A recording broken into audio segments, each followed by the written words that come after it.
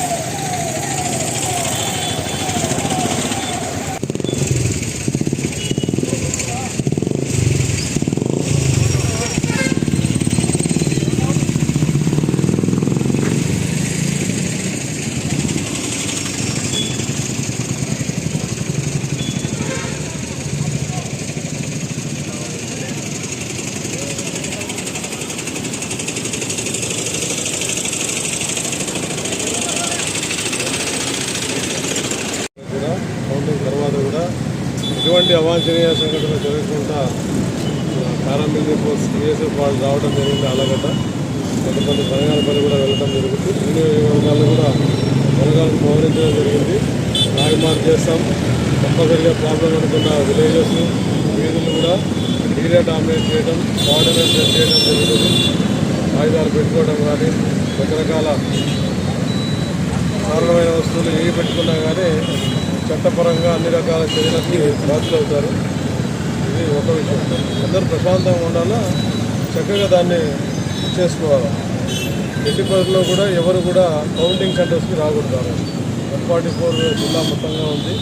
Counting centre దగ్గర ఎవరు కూడా ఏజెంట్లు, క్యాండిడేట్ తప్ప మిగతా వాళ్ళు ఎవరు కూడా ప్రజల్ని అనుమతించబడదు.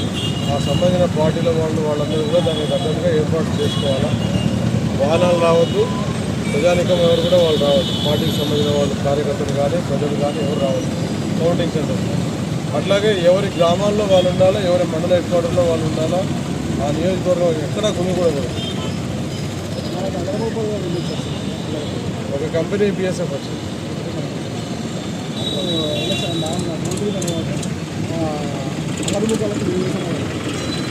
నలుగురు అనేది ఎవరు లేరు, ఇంకా అందరూ తోకముడుచుకొని పోవాలి. చట్ట పరిధిలో పడి ఎవరి పని వాళ్ళు చేసుకోవాల్సిందే. ఎవరన్నా అల్లరి చేస్తాం రోడ్డు ఎక్కారంటే కఠినంగా ఉంటుంది. అన్ని రకాల కఠినమైన చర్యలు తీసుకోవడం జరుగుతుంది. దాంట్లో భాగంగానే ఇది వాళ్ళకి తెలియపరుస్తున్నాం. మీ పరిధి మీరు దాటొద్దు, ప్రశాంతమైన వాతావరణంలో ఉండండి, మీ ఇళ్ళ దగ్గర మీరు ఉండండి, ఎవరు బయట రావద్దు.